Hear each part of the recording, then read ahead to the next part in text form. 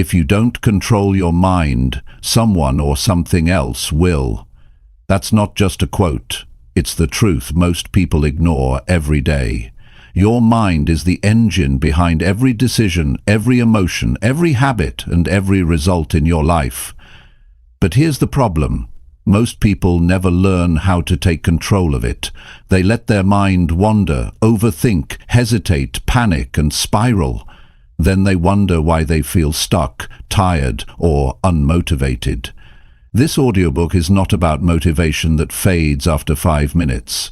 It's about helping you understand your mind and how to take full charge of it, step by step, choice by choice. You're going to learn how to stop overthinking, how to control your reactions, how to stay calm under pressure, and how to replace weak thoughts with strong ones. This isn't theory. This is the mindset work that transforms lives. If you're serious about getting your life together, you start by controlling what's happening inside your head. Listen closely. This could change everything. Chapter 1. Decide what thoughts deserve space in your head. You wake up every day with thousands of thoughts running through your mind. Some are helpful, some are harmful, and some are just noise. But here's the truth most people ignore. Not every thought deserves your attention. Not every thought should have power over you, and usually it doesn't choose well. See, most people never stop and think about what they're thinking. They don't filter, they accept every thought as real. If a negative thought shows up, they believe it. If a discouraging idea pops into their head, they hold on to it. If an old memory comes back, they let it control how they feel, and this is where the damage starts. When you treat every thought as truth, you hand over control of your life to something unstable. You must learn to decide. You must take that power back. Every thought that enters your mind is not a command, it's not a fact, it's not always useful, it's just a thought. And your job is to step back and ask, does this deserve space in my mind? If you allow every worry, every fear, every doubt, every excuse to live in your head, don't be surprised when you feel stuck, tired, and overwhelmed. Because those thoughts, over time, will wear you down. They'll convince you to play small. They'll keep you distracted, and they'll tell you to settle. You need to stop and think. What is this thought doing for me? Is it helping me grow? Is it keeping me focused? Is it pushing me toward who I want to become? If not, why are you holding on to it? This is not about pretending everything is fine. It's not about ignoring reality. It's about taking responsibility for what you allow into your mental space. Just like you wouldn't let a stranger walk into your home and trash it, you shouldn't let any random thought walk into your mind and stay. Start paying attention. The moment a thought shows up, notice how it makes you feel. If it makes you feel weak, hopeless, angry, afraid, or ashamed, question it. Ask yourself where it came from. Ask yourself if it's based on truth or fear. Ask yourself if it's helping you build the life you want, because thoughts shape actions, and actions shape results. If you keep thinking you're not good enough, you'll start acting like it. If you keep thinking you'll fail, you'll stop trying. If you keep thinking the past defines you, you won't change your future. Thoughts are not harmless. They create momentum, either forward or backward. But here's the good news. You are not your thoughts. You are the one who observes them. You are the one who decides what stays and what goes. You are the gatekeeper. And once you start acting like it, you'll feel a shift, a sense of power, a sense of control. Because now, you're not reacting, you're choosing. Start your day with clarity. Don't just roll out of bed and grab your phone. Don't open the door to distraction right away. Sit quietly, even if it's for 5 minutes, and ask yourself, What kind of thoughts do I want to carry today? Choose them, set them, anchor them. You'll feel the difference. And when the day gets noisy, and it will, you'll already know what belongs in your mind and what doesn't. When doubt tries to sneak in, you'll notice it faster. When old habits try to take over, you'll resist them with more strength. When someone says something that normally upsets you, you'll stay calm because you already decided they don't get to control your mind. This is not a quick fix. It's not something you master in a week. It's a practice. You'll fail sometimes. You'll forget. You'll slip into old patterns. That's okay. What matters is that you come back to this decision. Only the thoughts that serve me get to stay. There's a reason so many people feel anxious and mentally exhausted. They've never cleaned up their mind. They've never stopped to ask, do I really believe this? They're carrying old pain, outdated beliefs and stories that no longer help them, and they're living in a mental space that's full of clutter. You don't need more motivation. You don't need more content. You need to clear space for clarity. And clarity only comes when you remove what doesn't belong. Start small. Just catch one thought today that normally goes unnoticed. Maybe it's the voice that tells you to delay something important. Maybe it's the thought that says you're not smart enough. Maybe it's that mental replay of something you regret. When you catch it, pause. Interrupt it. Say no. That doesn't belong here. You'll feel uncomfortable. That's normal. But soon, that pause becomes power. And that power becomes your new standard. You stop letting your mind run on autopilot, and you start driving it where you want to go. And once you taste that feeling of choosing your thoughts, you won't want to go back. Because for the first time, you're in charge. You're no longer reacting to life with a scattered mind. You're responding with clarity. You're thinking with intention. You're building inner strength, not by accident, but by choice. People often ask, how do I feel better? The real question is, how do I think better? Because your feelings follow your thoughts, and your actions follow your feelings.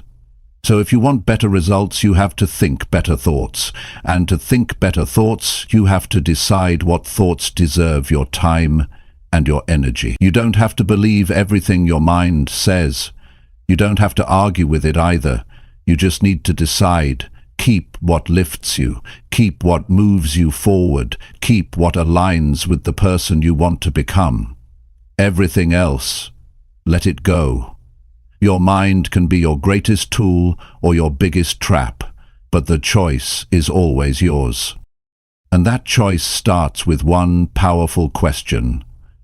Does this thought deserve to stay? If not, don't give it another second. Replace it with something better, with something stronger, with something that pushes you, grounds you, and reminds you who you are and what you're here to do. Because once you learn to decide what thoughts stay and what thoughts leave, you're no longer controlled by your mind. You're controlling it, and that's where real change begins. Chapter 2. Catch yourself when your mind starts lying again. Your mind is powerful, but it isn't always honest. There are moments when your own thoughts work against you, and if you're not paying attention, those thoughts will shape how you feel, how you act, and how your life turns out. One of the most important skills you can develop is the ability to catch your mind the moment it starts lying to you. It happens quietly. You think it's just another passing idea, but it's not. It's a message that's trying to lower your belief in yourself. It says things like, you're not good enough. You always mess things up. No one cares what you do. Or, it's too late for you. And the most dangerous part? These lies don't come from the outside. They come from within. Most people never stop to question them. They hear the lie and believe it. They repeat it to themselves. They act on it. They live by it. And over time, those lies become their reality, not because they were true, but because they never stopped to check. If you want to control your mind, you have to be alert. You have to develop the habit of watching your own thoughts with clear eyes. The moment your mind tells you something that feels heavy, harsh, or hopeless, pause. That's your signal. That's the moment to stop everything and look closer. Ask yourself, is this thought helping me or hurting me? If it's hurting you, if it's draining your strength, if it's pushing you toward fear or regret, you must challenge it. Because the mind has patterns. It tends to repeat what's familiar. And if you've lived for years with self-doubt or guilt or fear, your mind will return to those patterns, even when you're trying to grow.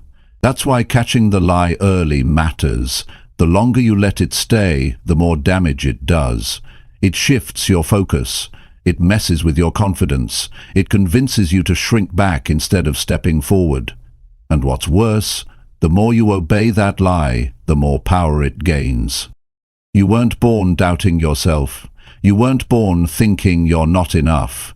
Those thoughts came later, from pain, from comparison, from failure. But just because they've been with you for a while doesn't mean they belong to you. You don't owe loyalty to a voice that weakens you. You owe it to yourself to build a new standard. Start watching your inner language. Not just the obvious words, but the quiet ones, the background noise, the thoughts that come when you're tired or stressed or disappointed. That's when the lies sneak in. They don't always shout, sometimes they whisper, and if you're not fully present, you'll believe them before you realize they're not true. You have to interrupt them, you have to speak to them, not with panic but with strength. When your mind says, "You can't handle this," answer back with, "I've handled worse." When it says, "They're better than you," remind yourself, "I'm not here to compete. I'm here to grow." When it says, "You'll never change," say, "I'm already changing. Right now." This isn't about forcing positive thinking. It's about returning to what's real. Lies distort reality. They twist your perspective. They tell you that your worst days define your whole life. They make you forget your strengths, your progress, your courage. But the truth is always stronger if you choose to see it. You have a choice. Every time your mind gives you a message, you can accept it or reject it. You can follow it or fight it. But if you don't choose at all, your mind will choose for you. And it rarely chooses the stronger path unless you've trained it. That's what mental control is. Training. It's catching the lie faster. It's refusing to follow every thought that shows up. It's protecting your inner space like it's your most valuable asset. Because it is.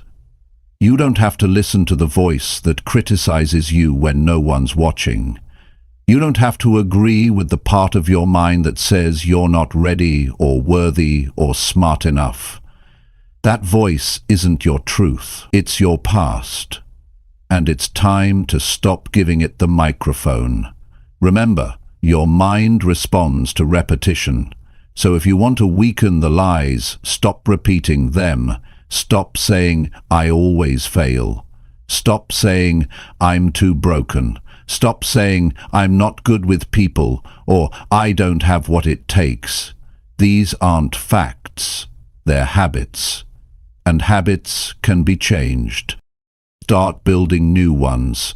Speak the kind of truth that strengthens you. Say things like, "I'm learning. I'm getting stronger. I don't have to prove anything to anyone. I have a choice in how I think." These are not just words, they are foundations, and over time, they create a new mental environment, one that supports your growth instead of blocking it. But you have to be consistent. The old thoughts will still try to return. They'll show up when things go wrong, when you get rejected, when you feel alone, and in those moments you have to hold your ground. You have to be the one who says, "No, not this time. I've heard this lie before, and I'm not falling for it again." This is what mental freedom looks like, not perfection, but awareness.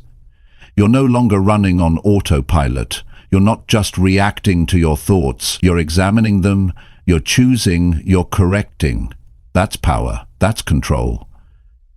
That's what it means to lead yourself. And the more you practice it, the faster you'll grow. You'll start noticing how often your mind plays old tapes. You'll see how your mood shifts based on what you believe. You'll understand just how much your mindset influences your actions. And you'll start living with more peace, not because life gets easier, but because your mind gets clearer. You don't have to fix everything at once. Start by catching just one lie a day. That's enough. Over time, you'll build awareness. You'll become quicker at recognizing the pattern. You'll build strength from the inside out. And eventually your mind will learn that the old tricks no longer work on you. Your life changes when your thoughts change. But your thoughts won't change by accident. You must choose to step in and take the wheel. You must choose to stop believing everything your mind tells you. And you must choose to build a mindset that doesn't fall apart when life gets tough. The mind will always talk. The question is, will you believe everything it says, or will you pause and ask if it's even true? That's where freedom begins. That's where control starts. That's how you create real change. From the inside, because once you learn to catch the lies early, you stop feeding them. You stop letting them grow. You stop turning them into actions. And when the lies lose their power, your real self starts to rise. The self that's bold. The self that's calm. The self that moves forward with quiet confidence, even when everything around you is loud. That version of you is already there. It's just buried under the noise. Clear it, catch it, confront it, and keep going. Chapter 3. Act before your brain talks you out of it. Most people don't fail because they're not smart enough or talented enough. They fail because they hesitate, they wait, they overthink, and by the time they finally get ready to act, the moment has passed, and their mind has already convinced them to stop. The truth is, your brain is fast when it comes to fear. It will find reasons. It will create doubts. It will offer you 100 excuses in just seconds. And if you don't move quickly, those excuses win. When you get a good idea, move on it. When you feel a push to do something meaningful, take the step. When you get an urge to speak up, take the chance. If you give your brain too much time, it will take that energy and turn it into anxiety. It will remind you of past failures. It will tell you that you're not ready. It will make the problem feel bigger than it really is. This is how people stay stuck for years. Not because they don't know what to do, but because they let their mind talk them out of doing it. Your brain's job is to protect you, but it often does this by trying to avoid anything uncomfortable. And growth is uncomfortable. Change is uncomfortable. Taking risks, speaking up, starting new habits, it all feels uncertain. So your brain jumps in and says, "Let's not do this. It's risky. It might not work. What if you look stupid?" And if you pause for too long, you'll start to agree. That's why you have to act before your brain takes over. Not carelessly, not without thought, but without letting fear take the steering wheel. Because once fear starts driving your choices, your life gets smaller. You stay in the same routines, the same habits, the same patterns. You start avoiding life instead of engaging with it. You need to understand how quickly the mind can turn a good decision into self-doubt. You say you'll go to the gym. The mind says, it's late, you're tired. One day off won't hurt. You plan to speak up in a meeting. The mind says, you might say the wrong thing. Just stay quiet. You want to start your side business. The mind says, you don't know enough. Someone else is already doing it better. That's how fast it works. And the more you listen to it, the more it wins. But when you act fast, when you move before the fear takes over, you interrupt that process. You cut the pattern. You stop the doubt before it multiplies, and you train yourself to lead your mind, instead of being led by it. People often wait for motivation to act. They say things like, I'll do it when I feel more confident. But confidence doesn't come before action. It comes after. You build it by doing the hard thing. You build it by showing up even when you don't feel ready. The mistake is waiting until everything feels right. That moment rarely comes. The timing will never be perfect. You have to stop waiting and start doing. Think of how many opportunities you've missed, not because you didn't have what it takes, but because you waited too long. You hesitated. You let the thought sit in your mind until it got distorted. You went from excited to nervous, from ready to uncertain, and all of it happened in your head. This is why action is powerful. It resets your focus. It pulls you out of the mental spiral and into real life. It gets you moving forward. Even a small action is better than none.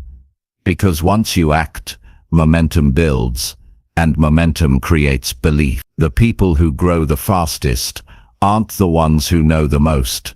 They're the ones who take action, while others are still thinking about it. They feel fear too. They have doubts, but they don't let those doubts make their decisions. They move first, then figure it out as they go. You have to stop giving your mind time to build fear around your goals. Stop sitting in your head for hours, planning and replanning. You already know what you should do. Deep down it's clear. What's missing is move. And when you move, even slightly, you start building the life you keep thinking about. When you get an idea that excites you, act within the first few minutes. Even if it's just writing it down or making a phone call, that quick action tells your brain, I'm serious about this. It builds trust with yourself. The more you do it, the more you prove that you follow through, and that changes everything. It's not about being impulsive. It's about recognizing that delay creates mental resistance. The longer you wait, the heavier it feels. That's why some people feel stuck all the time. Their brain has built so many layers of excuses that even the smallest task feels like a mountain. The only way to break that is to act before the excuses get loud. You can practice this in daily life. When your alarm goes off in the morning, get up without a debate. When you think of calling someone you've been avoiding, do it before you change your mind.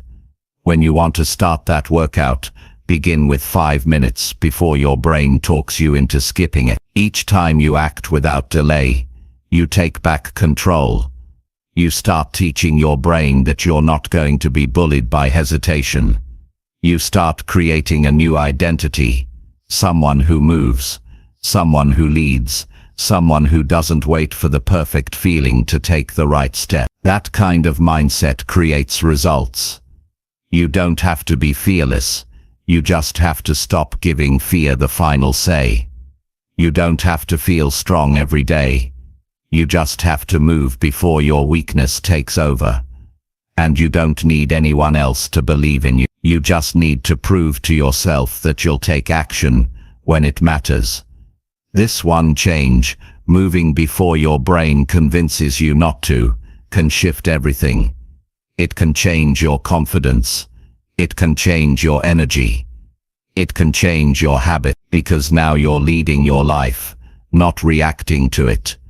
Think of how your days would look if you stopped overthinking and just followed through. Think of how much progress you'd make in 30 days if you didn't wait for the right move. Think of how much stronger you'd feel if you trusted your decisions enough to act on them fast. This isn't about rushing. It's about not freezing. It's about catching that short window of energy and using it before fear drains it. That window is small, but if you train yourself to notice it and move on it, you'll start breaking patterns that have held you back for years. You have more strength than you think, but you'll never feel it until you start using it. Action brings that strength to the surface. It reminds you what you're capable of, and it shows you that your mind is not the enemy. It's just a tool, one that you must direct. So stop waiting for permission. Stop waiting for perfect timing. Stop waiting for everything to make sense. Choose to act before your brain shuts the door.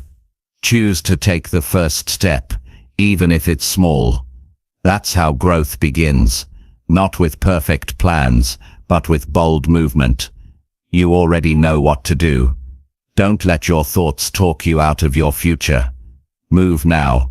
Move forward. Move before the noise starts, and you'll start building the kind of life most people only think about. Chapter 4. Stop letting your mood control your next move. Most people don't realize how often they let their mood decide their direction. They wake up tired, so they move slow all day. They feel upset, so they don't speak to anyone. They feel unmotivated, so they don't work on their goals. They feel off, so they avoid taking action. Without noticing it, their entire day, week, and sometimes their life is being shaped by how they feel in the moment. But if you want to build a strong life, you have to learn how to act beyond your mood. Because your mood will lie, your mood will shift, and your mood isn't built to lead your life. There are days when you don't feel like doing anything. That doesn't mean you do nothing. There are moments when you don't feel inspired. That doesn't mean you give up. And there are times when your mood tells you to quit, avoid, hide, or walk away. But what your mood tells you and what your values tell you are not the same thing. If you build your life around your feelings, you'll always be unstable. You'll be productive one day and distracted the next. Focused in the morning and careless by evening. That's no way to build strength. Your feelings are real, but they should not be in charge. The person you want to become requires you to act beyond emotion. It requires you to show up when you feel flat. It requires you to speak up even if you're nervous. It requires you to stick with the hard things when you're frustrated. If you only act when you feel perfect, you'll never move forward. You'll always be waiting for the right state of mind, and waiting for the perfect mood is a trap. If you want to control your mind, you must stop letting your mood make the decisions. When you feel lazy, take action anyway. When you feel overwhelmed, break it down and do one small thing. When you feel sad, do something that helps someone else. When you feel anxious, breathe deep and move forward anyway. That's how you regain control. That's how you stop being led by something that changes every hour. The mood you're in right now is not permanent. It doesn't have to define your choices. It doesn't have to set the tone for your actions. But you have to decide that. You have to stop and say, yes, I feel this, but I'm not going to let this feeling run my life. Because if you don't say that, the mood wins. And when the mood wins once, it gets easier to let it win again. There's nothing wrong with feeling tired, angry, or discouraged. That's part of being human. But using those moods as an excuse to give less effort, to give up early, or to stop trying, that's where the damage begins. It's not the feeling that hurts you. It's the choices you make because of it. You are allowed to feel, but you must still lead. The strongest people don't ignore their emotions. They acknowledge them, but they don't serve them. You've got to learn how to step back and ask yourself, What would I do right now if my mood wasn't leading me? That question alone can change your response. It gives you power. It gives you room to choose your action instead of just reacting. That's what mental control looks like, not ignoring how you feel, but not being controlled by it either. Think about how many days you've lost because you didn't feel like doing anything. How many goals you delayed because you felt low. How many important conversations you avoided because you weren't in the mood to talk. If you let every emotion stop you, you'll stay stuck. Your dreams don't wait until you feel great. Your responsibilities don't care about your mood. Life keeps moving. So you must learn how to move with it, even when it's hard. Your mood will shift based on sleep, food, stress, weather, and even things other people say. If you let something that fragile lead your actions, how can you expect your life to be stable? You need a better foundation, and that foundation is called discipline. Discipline means you do what needs to be done, even when you're not in the mood to do it. Discipline means you don't ask how you feel before doing what's right. Discipline means you keep showing up because your future matters more than your feeling. There will always be something that affects your mood. A rude comment, a slow day, a sudden setback. But your reaction to those things is your choice. You can either let them take over your mind, or you can decide to hold the line. You can stay focused. You can stay committed. You can stay moving forward, no matter how you feel inside. You don't have to be happy to be consistent. You don't have to be excited to take action. You don't have to be fearless to make progress.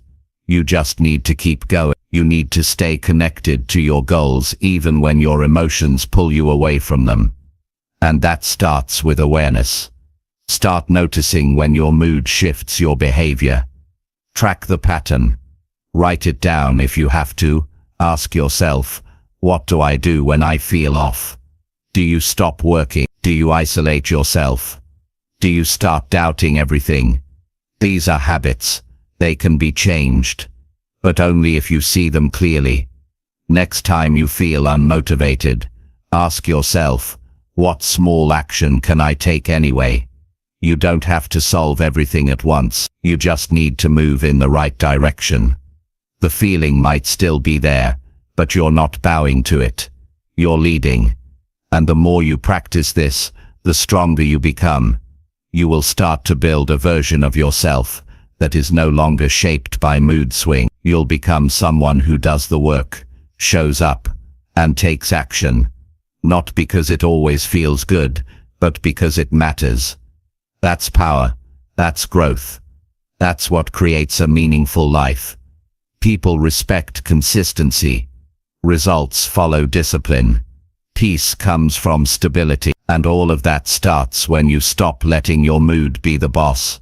It can speak. It can move through you. But it does not get to choose what you do next. You'll notice that when you act in spite of your mood, the mood starts to shift. You feel stronger. You gain momentum. You take back your time. You stop wasting hours waiting to feel different, and start using your energy to make a difference. That's the shift. That's how you begin to control your mind and your life. You're not always going to wake up inspired. Some days you'll feel flat, drained, or distracted. That's okay. What matters is what you do with those days. Will you sit in it, or will you move anyway? Will you slow down and stop? Or will you take one small step forward? This is the mindset you need to build if you want progress that lasts. Because the world won't adjust itself to match your mood, and the opportunity you want won't pause while you feel better. The people who grow, win, and lead are the ones who master the skill of action over emotion. They listen to their feelings, but they don't follow them.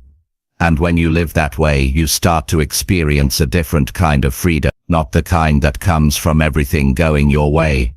The kind that comes from knowing that no matter what your mood is, you're still going to do what needs to be done. That's real control.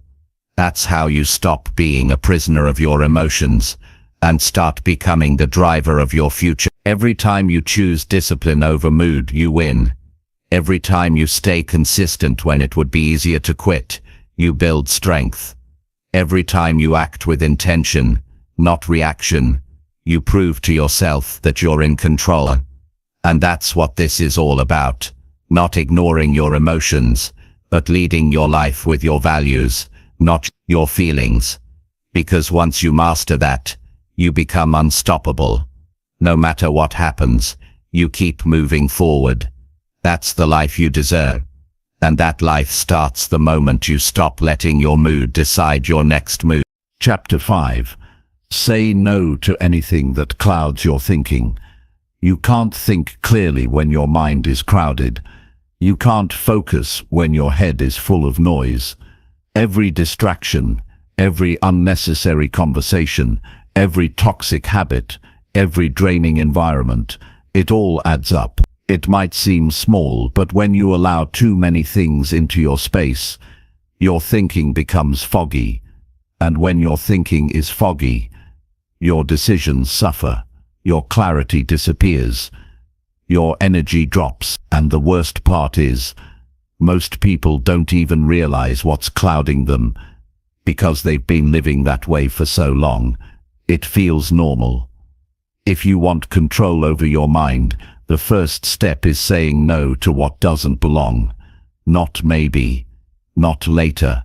No. Say no to the things that confuse you, exhaust you, pull you away from your priorities, and make you second-guess yourself. Every time you say yes to something that clouds your mind, you are saying no to your own peace. People underestimate the damage of small interruptions. A pointless scroll on your phone, a meaningless argument, time spent with someone who drains you. All of these moments steal your clarity, and you don't notice it right away. But the effect is there. You sit down to focus, and your head is already full. You try to work and your thoughts are scattered. You try to be calm, and you feel tension. You can't explain. This is the price of saying yes to too much. You need to protect your mental space like it matters, because it does. Your thoughts shape how you feel, and how you feel shapes what you do. If your thinking is cloudy, your life will reflect that. You'll make rushed choices. You'll miss what's important. You'll lose your sense of direction. That's why mental clarity isn't a luxury. It's a necessity. To get clarity, you have to make space for it. That means removing what doesn't serve you. And most of the time, that starts with boundaries. Saying no to gossip, even when everyone else is listening. Saying no to events that you know will leave you drained. Saying no to habits that waste your time and give you nothing in return. Not because you think you're better, but because you know your mind is too valuable to be filled with junk. People might not like your boundaries. That's okay. You're not responsible for their reaction. You're responsible for your focus. And if someone truly supports your growth, they'll respect your decision to protect it. If they don't, that tells you what you need to know. There's a cost to being available to everyone and everything. And the cost is your mental energy. Every yes adds another thing to think about, worry about, manage, or recover from. Eventually, your mind is so packed with noise that you can't even hear your own voice. That's when you start to feel lost. Not because you don't know who you are, but because you've been too distracted to listen. Saying no isn't rejection, it's direction. It's the way you carve a path that's clean, quiet, and focused. It's the way you regain your ability to think straight, because when your mind is clear, your confidence grows. You can make decisions faster. You can trust yourself more. You can hear your own thoughts without the interference of everyone else's opinions. Think about the times when you felt your best, not just emotionally, but mentally. Most likely, Those were moments when your mind was quiet, your path was clear, and your time was spent on things that mattered. That's not a coincidence. That's what happens when you protect your thinking. The more you allow in, the more you lose control. So you have to be strict, not harsh, but intentional. Ask yourself often, is this helping me think better, or making things worse? It might be a conversation, a video, a piece of news, or even a routine you've never questioned. If it adds confusion or chaos to your life, it's time to say no. Simplicity is not laziness, it's power.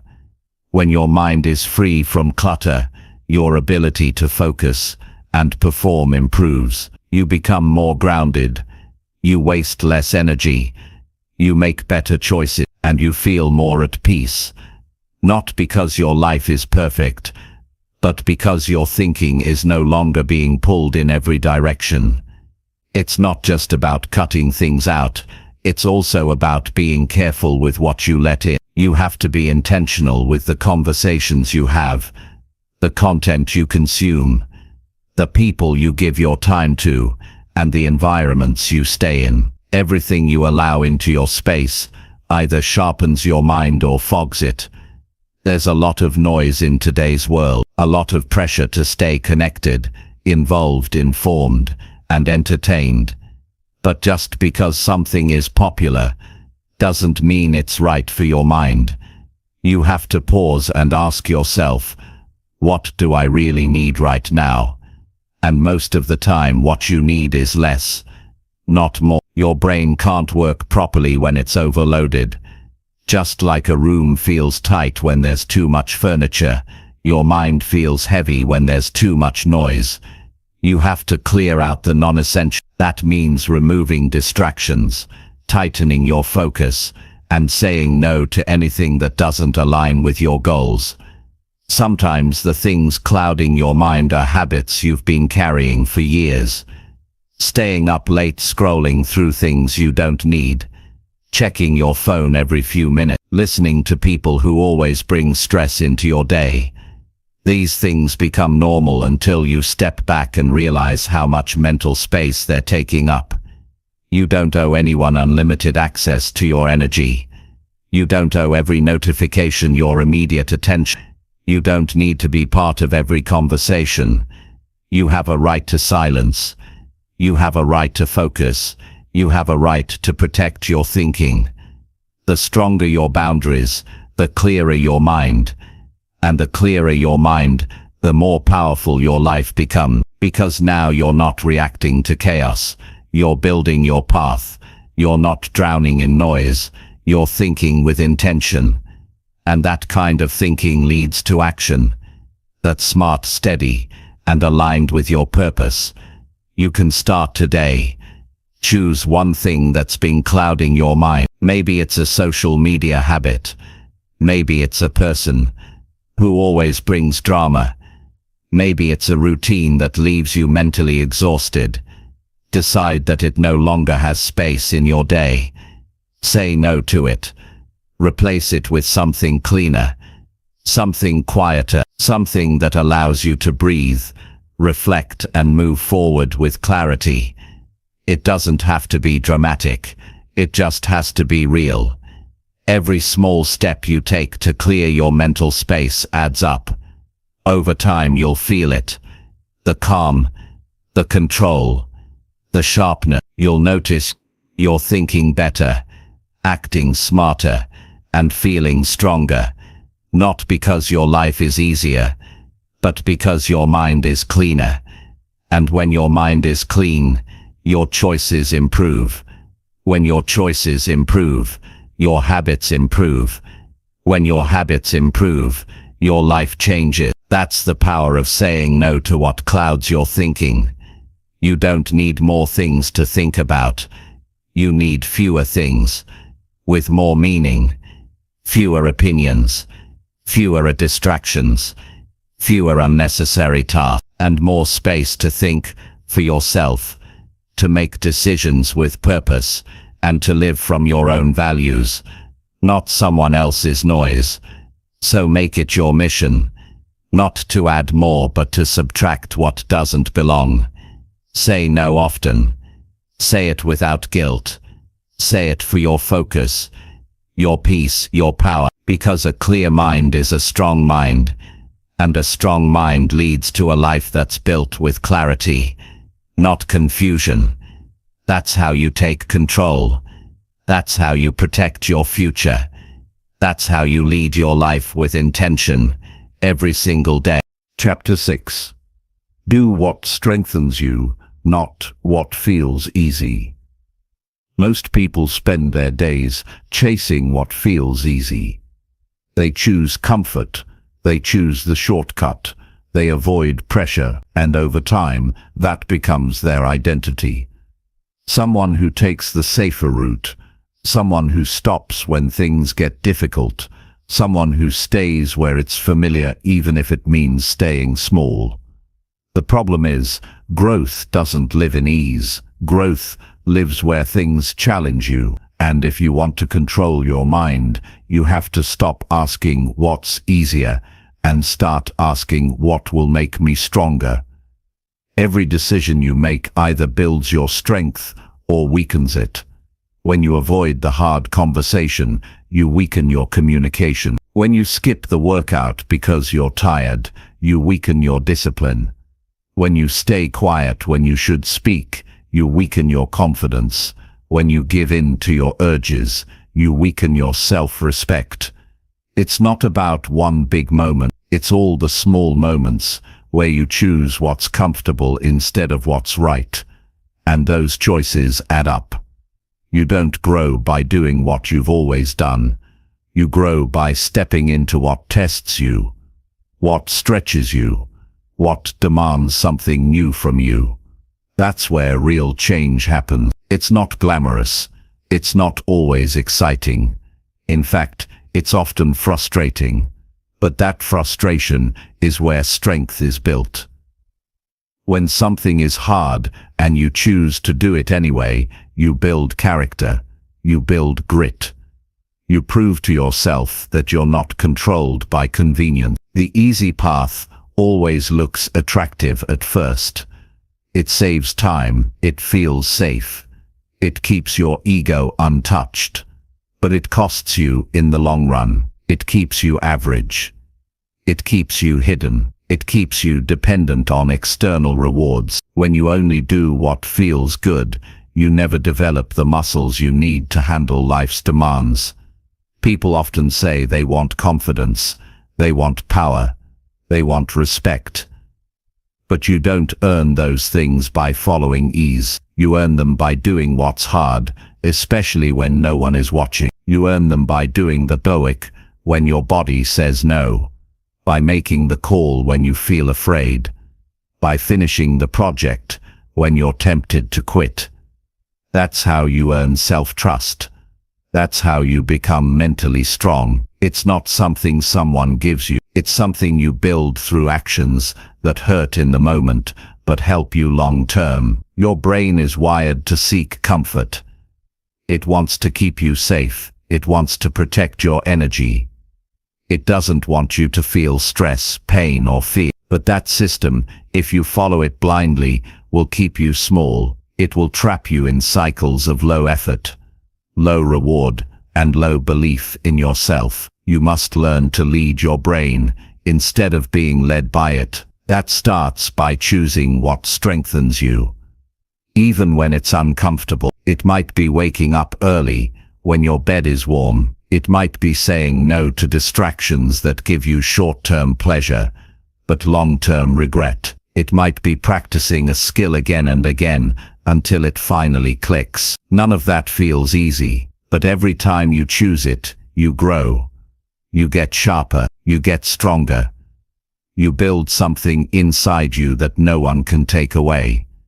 And once you start living this way, everything changes. You stop looking for quick results. You stop comparing yourself to people who aren't on your level. You stop needing praise to stay consistent because you know you're doing the hard thing, and that's enough. You know you're choosing growth over ease, and that builds real pride. The kind of pride that makes you hold your head up, even when no one claps for you. You have to understand that the work you avoid today is the same work that builds the life you want. If you keep avoiding it, you keep avoiding your future. That's the price of ease.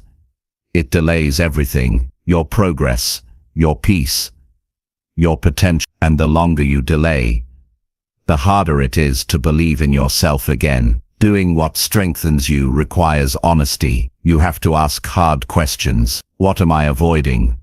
Where am I making excuses? Where have I chosen comfort for so long that it feels normal now? And when you answer those questions, you don't run from them. You face them. You face them with courage. That's how strength is built. Not in comfort, but in truth. There's no perfect time to start doing the hard things. The right time is now. The longer you wait, the louder your mind will get. It'll remind you of how hard it is. It'll tell you to wait until you're more ready. But readiness isn't a feeling, it's a choice. You don't wait for it. You become it through action. And here's what's powerful. Once you start choosing strength over ease, it becomes your new standard. You begin to expect more from yourself. You stop settling for average effort. You build routines that push you forward, instead of ones that keep you stuck. And when challenges show up, you don't panic. You've trained for them. You've already chosen the hard road. So now, when life gets heavy, you can carry it. There's something deeply fulfilling about doing what's difficult. You lay your head down at night with peace, not because everything is perfect, but because you gave your best. You didn't take the shortcut. You didn't run from discomfort. You did what most people won't. And that builds a sense of respect that no praise can match. Think about the strongest people you admire, the ones who inspire you, the ones who seem unshakable. They didn't get there by following comfort. They got there by making sacrifice, by putting in work no one saw, by choosing the path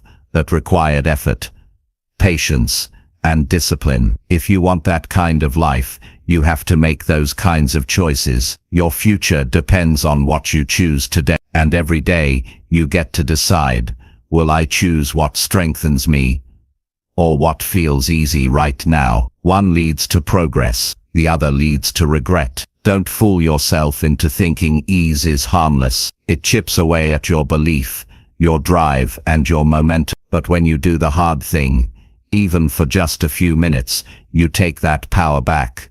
Start where you are. You don't need to overhaul your life overnight. Just pick one thing each day that's hard but meaningful. One habit, one decision, one commitment, and stick with it. Not because it feels good, but because it builds something valuable inside you. And as you repeat that, your mind changes, your identity shifts. You're no longer someone who avoids the tough stuff. You're someone who runs toward it. You become someone you can trust. And that's the reward of doing what strengthens you. You build inner stability. You grow into someone who doesn't collapse when things get rough. Because your strength wasn't built in perfect conditions. It was built in struggle, in silence, in moments where no one noticed. But you showed up anyway. So make the choice, not once, every day. Choose the workout. Choose the hard conversation. Choose the discipline. Choose the extra effort. Because every time you do, you separate yourself from the crowd. You step into the life most people won't experience. Not because they can't, but because they keep chasing what's easy. You know better now. You know what ease costs, and you know what strength gives. So build that strength. Use your time wisely. Respect your potential. Take control of your mind by making it your ally, not your excuse. And let your actions show the world exactly who you are. Someone who doesn't settle for what's easy, but who rises for what's right. Chapter 7. Ask yourself why you keep avoiding hard things. It's easy to say you want to improve your life. It's easy to write goals down and talk about big plans, but none of that matters if you keep avoiding the hard things. The question you need to ask, honestly and without excuses, is why. Why do you keep running from the work that will change you? Why do you keep putting off the steps that will actually move your life forward? Until you answer that, nothing else will shift. Most people avoid hard things, not because they can't do them, but because they're uncomfortable with the feelings that come with them. Pressure, uncertainty, failure, embarrassment. These are emotions we try to escape, so we replace difficult tasks with distractions. We stay busy with things that don't matter, just so we can avoid what does. We convince ourselves we're being productive, when deep down, we know we're just hiding. You might avoid challenges because you've failed in the past, and you're afraid it will happen again. Or maybe you've tied your self-worth to performance, and you can't stand the thought of not being perfect. Maybe you're so used to staying safe that stepping into something hard feels threatening, even if it's what you need most. But here's the truth. The things you keep avoiding are the exact things that would free you. You have to look closely at the pattern.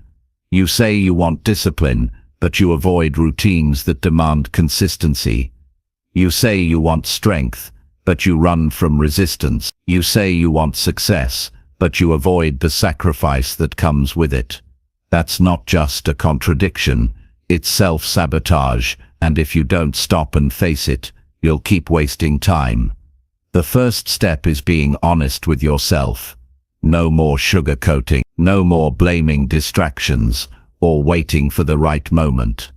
Ask yourself, what am I really afraid of? Is it failure, or is it being seen trying and not getting it right? Is it discomfort, or is it exposing how much you've been avoiding it?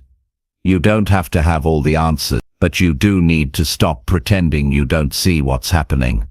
When you avoid hard things, you avoid growth. You avoid the exact pressure that builds you. You avoid the sweat that clears your mind. You avoid the lessons that only struggle can teach you. And every time you turn away from that, you tell your mind that weakness wins. That comfort matters more than character. And the more you live that way, the harder it becomes to respect yourself. The pain of doing hard things is temporary. But the pain of avoiding them, that sticks with you. It lingers in the background. It follows you into every decision. It shows up as guilt, doubt, and regret. That's why you have to deal with it now. You have to look it in the face and stop lying to yourself. You're not avoiding because it's impossible.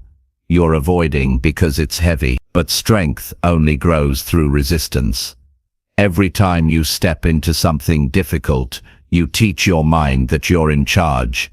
You show yourself that discomfort is survivable, that you can handle pressure, that fear doesn't need to lead you. And the more you do that, the more trust you build in yourself. That trust becomes confidence. That confidence becomes consistency. And that's how real change starts. Ask yourself, how much longer are you going to wait? How much more time are you going to give to things that keep you the same? How many chances have you already let pass by because you weren't ready to face the hard parts? You don't need another book, another podcast, or another motivational quote. You need action. You need to get uncomfortable. You need to walk directly into the things you've been running from. Start small. Choose one thing you've been avoiding and deal with it today. Have the conversation. Start the habit. Face the task. Don't wait until it feels easier, because it won't. It only gets easier when you do it. And even then, it won't feel easy. It will feel necessary. That's the shift. You stop seeing hard things as something to fear and start seeing them as part of the process. The people you admire, the ones who've built strong lives, they didn't get there by doing what's comfortable. They got there by choosing challenge, again and again. They said yes to the pain that most people avoid. They showed up on the days they didn't feel ready. They pushed through the mental walls you're still standing in front of. And they're not superhuman. They're just committed. Committed to doing what others won't. You can build that kind of mindset, but it starts with truth. No more excuses about timing. No more stories about why you're not capable. No more protecting your ego. Face the hard thing. Let it humble you. Let it challenge you. Let it break the version of you that's been stuck in delay. Because on the other side of that pressure is the person you've been trying to become. Every time you face the thing you avoid, you build a new layer of strength.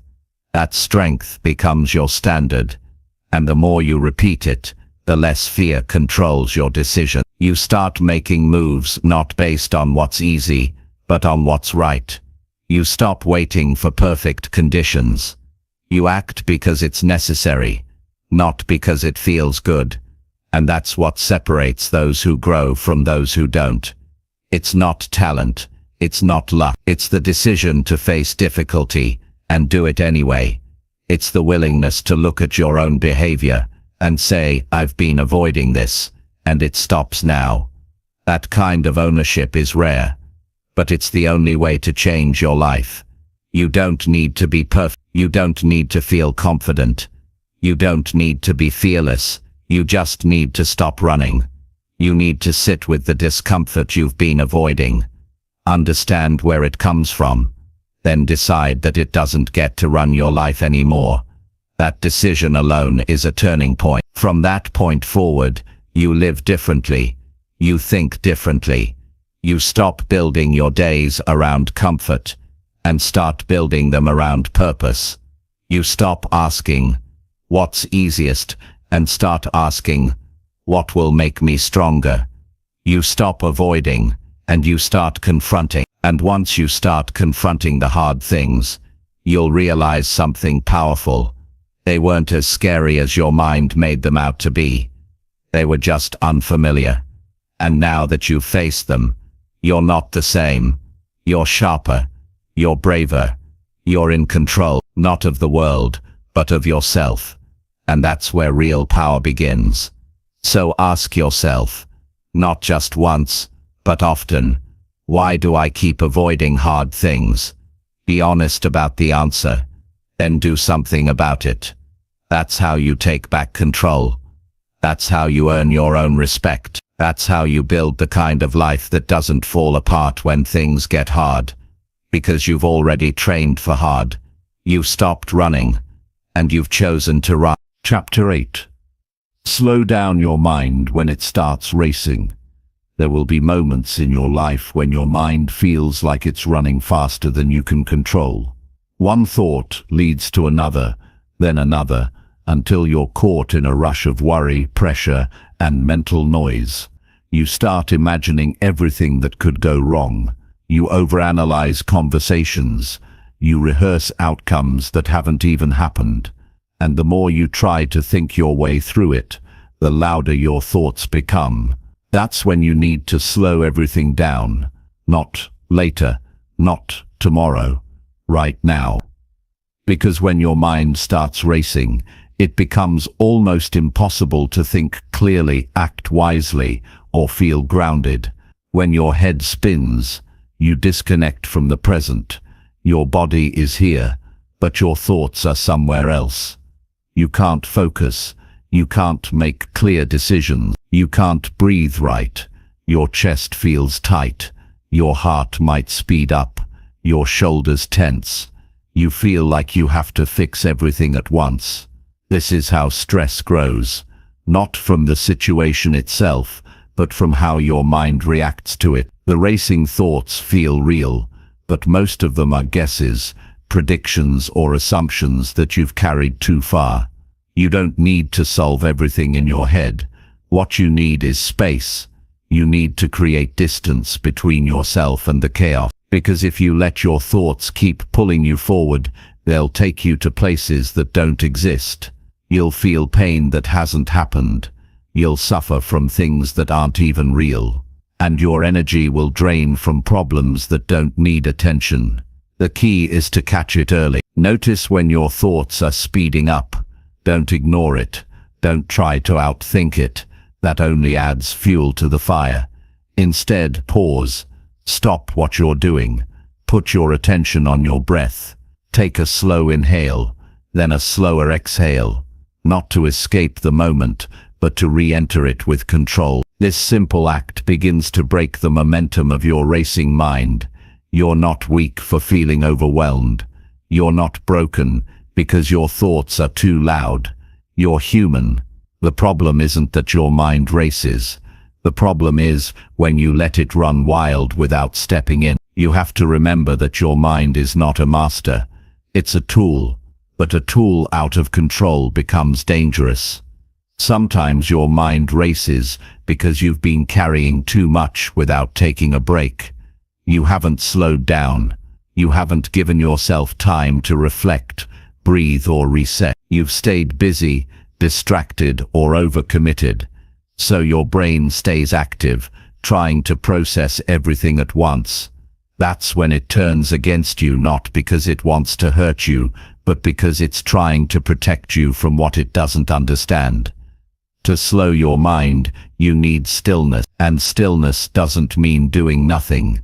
It means becoming intentional, walking without your phone, sitting without noise, writing down your thoughts so they stop spinning in your head, speaking calmly, choosing your pace, not rushing, just because the world is rushing around you. When your mind is racing, you're not in control of your next move. You're reacting, not responding. You're jumping from thought to thought, hoping one of them gives you peace. But peace doesn't come from racing faster. It comes from stepping back and choosing to go slower. This is especially true in moments of pressure. When something goes wrong, or you feel like everything is urgent, your first instinct might be to panic or push harder. But more speed isn't the answer. What you need is clarity, and clarity only shows up when you slow down. Slowing down doesn't make you weak. It makes you wise.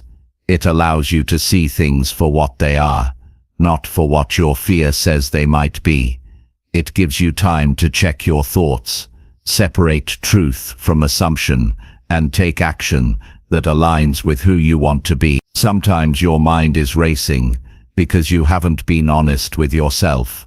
You've avoided something, suppressed something, or ignored something that now wants your attention. So it shows up as racing thoughts. It's your mind's way of saying, look here, deal with this. But instead of facing it, you try to drown it in noise, tasks, or overthinking. You have to be brave enough to listen, sit in silence, and ask yourself, what am I really feeling? Not just the surface emotion. Go deeper. Are you afraid? Are you avoiding a decision? Are you pretending something is fine when it's not? Your mind will slow down the moment you stop lying to yourself. The moment you stop pretending you're okay when you're not. That honesty is hard, but it's healing. Slowing your mind also means choosing what you focus on. You can't control every thought, but you can decide which ones deserve your attention. If your mind throws out 100 worries, you don't have to entertain them all. You can acknowledge the thought and let it pass. Not everything that enters your head needs to be held. You can build this muscle daily. Start with your mornings. Don't check your phone the second you wake up. Don't scroll through headlines before you've even grounded yourself. Give your mind a calm start. Stretch, breathe. Think of one thing you want to focus on for the day. Keep it simple. That sets the tone. Throughout your day, pay attention to how your body feels. Your body is often the first signal that your mind is racing. Are you clenching your jaw? Is your stomach tight? Are your hands restless? That's your cue. Slow your pace. Step away from the screen. Take a few breaths. It takes less than a minute to reset, but that 1 minute could save your whole day from spiraling. You also have to stop feeding the rush. Stop multitasking every second. Stop forcing decisions when you're mentally exhausted. Give yourself permission to pause, to walk slowly, to speak slower, to do one thing at a time. It feels foreign at first, especially if you've built your identity around being productive. But real productivity isn't about speed. It's about presence. And you can't be present if your mind is somewhere else. There's no shame in stepping back, in saying right now I need space to think. You don't owe instant replies. You don't have to fix everything today. You don't have to figure out your entire future by the end of the week. Slow your mind, and you'll start to see options where you once saw problems. You'll begin to notice solutions that were hidden behind panic. Slowing down is not something you do once. It's something you learn to return to, over and over. When things get loud, you don't have to join the noise. When thoughts get fast, you don't have to run with them. You can pause, breathe, and choose. That's your power. That's how you take your mind back from the chaos. And the more you practice this, the more natural it becomes. You don't have to force calm. You just have to stop fighting stillness. Let it in. Even for 5 minutes a day, even in the middle of your mess. You'll start to feel the difference. Not because the world slows down, but because you've learned how to slow down inside of it. There is strength in silence. There is control in calm. There is wisdom in waiting before reacting. And once you experience the peace that comes from slowing your mind, you'll wonder why you ever gave your power away to racing thoughts. You'll stop chasing every anxious idea. You'll stop overthinking every small issue. And you'll start living with more focus, more intention, and more peace. You don't need to escape your mind. You just need to lead it. And leading it means knowing when to step in and slow it down. That is real control. That is what gives you the strength to move forward. Not in panic, but with purpose. Not in fear, but with calm awareness. That's how strong minds are built. One slow breath at a time. Chapter 9. Let go of thoughts that drain your drive. There are thoughts that give you energy, focus, and strength, and there are thoughts that take all of that away. If you don't take control, the ones that drain you will begin to run your life. These thoughts don't shout. They don't always arrive in moments of crisis. They creep in quietly and stay longer than they should. They show up as doubt, comparison, regret, shame, and fear. And if you hold on to them, they will wear down your drive until you have nothing left to give. That's why you have to learn how to let them go. Not just once, but every single time they show up. It starts with recognizing them. You have to know what a draining thought sounds like. It's the voice in your head that tells you it's too late for you, that you've missed your chance, that no matter how hard you try, it won't be enough. It reminds you of everything that went wrong. It tells you to settle. It says you're falling behind.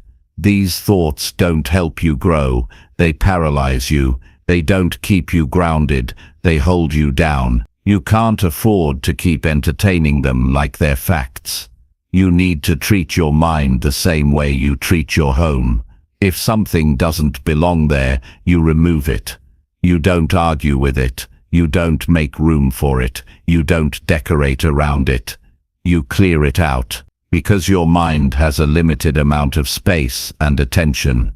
And if you fill it with thoughts that drain you, there's no room left for thoughts that drive you. Letting go doesn't mean pretending you never feel discouraged. It doesn't mean ignoring your emotions. It means being honest about what's helpful and what's harmful. If a thought leaves you stuck, tired, anxious, or numb, it doesn't deserve a permanent place in your head.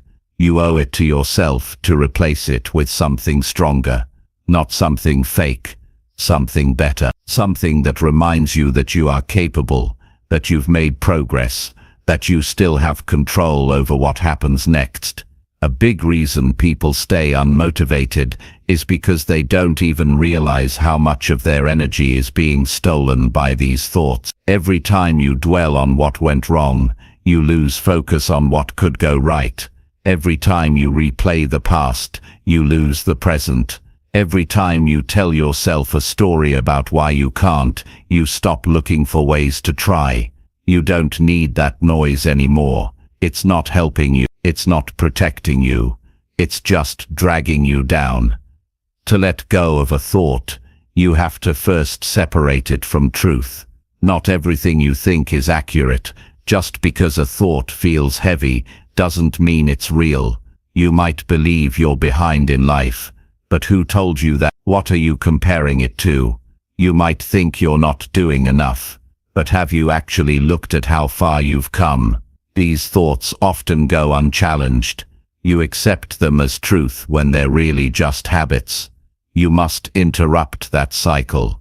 Every time a draining thought shows up, pause. Don't react.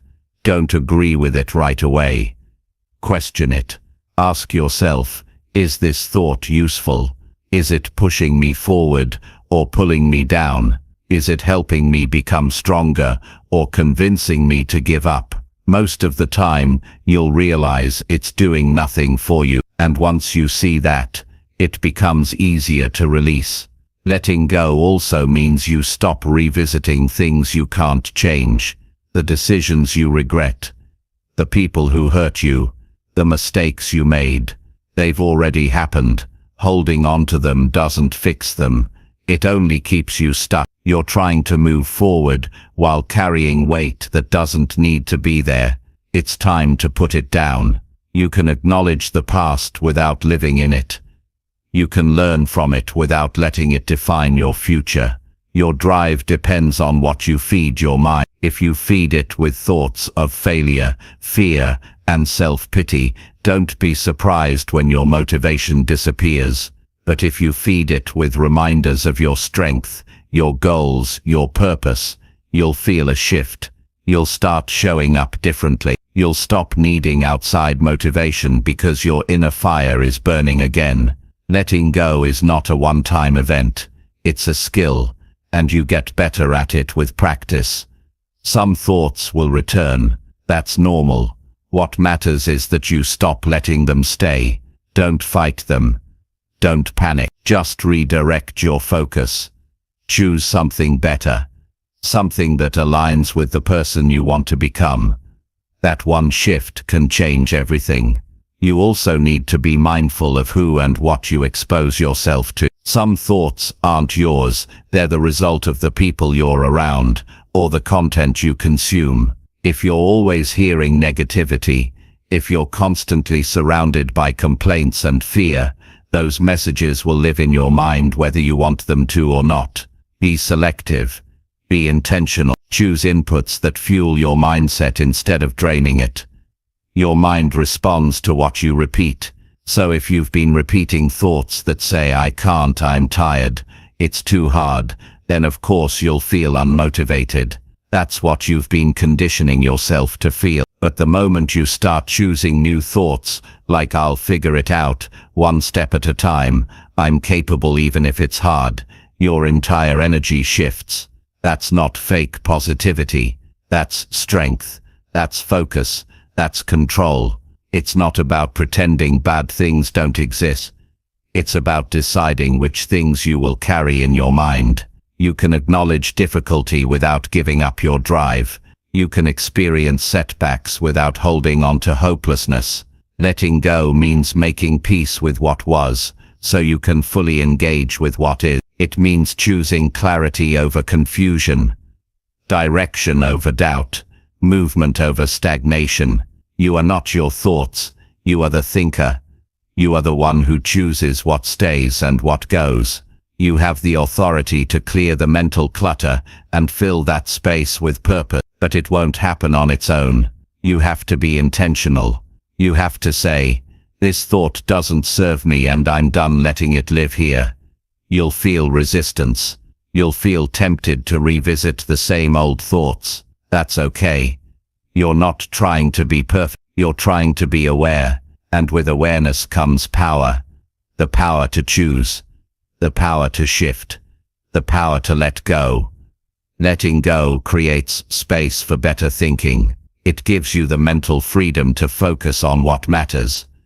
It allows your energy to rise instead of being drained, and that energy fuels your next action. It pushes you through the hard days. It keeps you steady when things get uncertain. It reminds you that your future is still yours to shape. You don't have to carry every thought that enters your head. You can let go.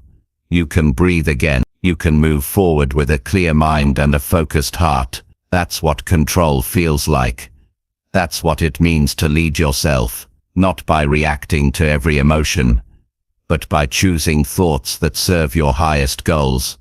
The drive you're looking for isn't lost. It's just buried under too much mental weight. Remove what doesn't belong. Clear the old stories. Release the judgments. And you'll find your strength again. It's been there the whole time, waiting for you to let go of what's been blocking it. Chapter 10. Build a mindset that doesn't break under stress. Life doesn't wait for you to feel ready. It doesn't pause so you can catch your breath. It brings pressure, problems, and pain, whether you like it or not. The real question is not whether life will test you. It's whether your mind will hold steady when it does. Because when stress shows up, and it always does, some people shut down and others rise. The difference isn't intelligence or background or luck. The difference is mindset. A mindset that breaks under stress will always struggle, but a mindset that stays calm, clear, and steady, that mindset builds strength, even under pressure. You're not supposed to avoid stress completely. In fact, stress is often what pushes you to grow, but only if you know how to face it without falling apart. That starts with how you train your thinking. If your mind is fragile, it will crack the moment something doesn't go as planned. If your mind is scattered, stress will take over your entire day. If your mind is filled with fear, you'll retreat every time life demands more from you. But if you build a mind that knows how to stay centered, you stop being thrown around by every challenge that shows up. A strong mindset doesn't come from avoiding hard things. It comes from doing them again and again. It comes from staying calm when you're frustrated, staying focused when things feel unfair, and showing up even when everything inside you wants to give up. That's not talent. That's practice. Every time you face discomfort and don't quit, your mind becomes harder to break. Every time you push through doubt without stopping, you create a new standard for yourself. Most people crack under pressure because they've never trained for it. They've lived too long in comfort. They avoid conflict. They run from mistakes. They wait until everything feels right. But life doesn't reward that mindset. Life rewards the ones who can keep thinking clearly when everything feels chaotic. The ones who don't lose themselves when plans fall apart. That kind of mental stability comes from decisions you make every day. When something stressful happens, what's your first reaction? Do you panic? Do you blame? Do you shut down? These are signs that your mind needs strengthening. A strong mindset doesn't react emotionally to everything. It observes first. It asks, what can I control right now? It doesn't waste energy fighting things that can't be changed. It focuses on action, not overthinking. You build this mindset by choosing how to respond in small moments. When you're running late and traffic builds up, do you explode or do you breathe and adjust? When someone criticizes you, do you defend yourself with anger or do you stay composed and think through it? When you're overwhelmed, do you avoid everything or do you break it into parts and start small? These everyday choices are where strength is built. Not in theory, but in action. Mental toughness is not about pretending you don't feel pressure. It's about not letting that pressure break your focus. It's knowing that emotions will come, but they don't have to control your next move. It's learning how to sit with discomfort and still make wise decisions. You won't always feel strong, but you can always act strong. That's where growth begins. A big part of building a mindset that doesn't break is learning to manage your thoughts under stress. Your mind will race. It will throw worst-case scenarios at you. It will tell you to give up, but you don't have to believe it. You can stop. Breathe. Question those thoughts and choose a new one. One that says, "This is hard, but I'm still capable." One that says, "I've made it through worse." One that says, "Right now I need to focus on one step forward." Don't wait for motivation. Don't wait to feel ready. Learn to take action while stress is present. That's the skill. Anyone can act when life is easy. But when things get messy and uncertain, that's when you see who's trained their mind and who hasn't. Be the person who keeps going even when it's uncomfortable. Be the one who leads yourself through the storm. And don't think strength means being emotionless. You can feel tired. You can feel frustrated. You can even cry if you need to. That doesn't mean you're weak. It means you're human. What makes you strong is your ability to keep showing up with clarity, to keep moving forward, without letting those emotions make your decisions for you. You also have to stop expecting life to be smooth. That's one reason people get overwhelmed. They think stress means something is wrong, but stress is part of the process. It's a sign that you're stretching, that you're growing, that you're stepping into more responsibility. If you reframe it that way, it stops feeling like an enemy. It becomes a signal, a challenge you're capable of meeting, not something you have to escape. Start preparing your mind daily. Don't wait for stress to show up before you build the habits that protect you from breaking. Spend time in silence. Reflect on what matters most. Build routines that give you control over your energy. Learn how to pause before reacting. Practice thinking through pressure, even in small things. That way, when life hits hard, and it will, you're not shaken. You've already trained for this.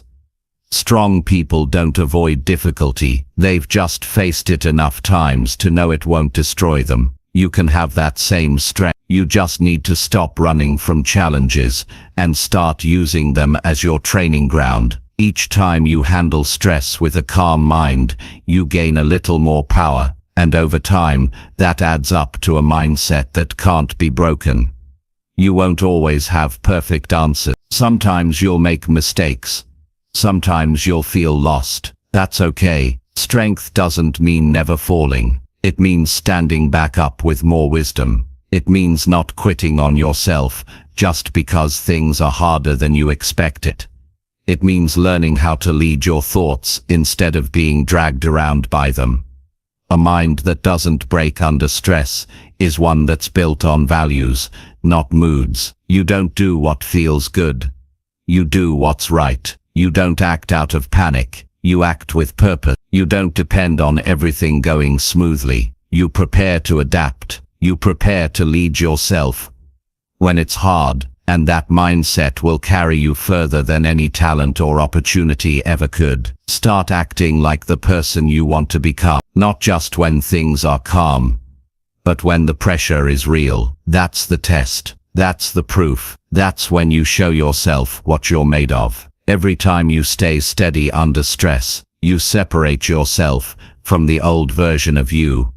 The one who used to crumble under pressure, the one who waited until life got easier. That version is gone. Now you lead. The life you want requires this kind of strength. It requires you to think clearly in chaos, to move forward through resistance, to keep your vision alive even when things go wrong. And all of that is built through choice. The choice to stop letting stress control your thinking. The choice to step up instead of shut down. The choice to build a mindset that holds strong, no matter what life throws at it. and that choice is always yours to make.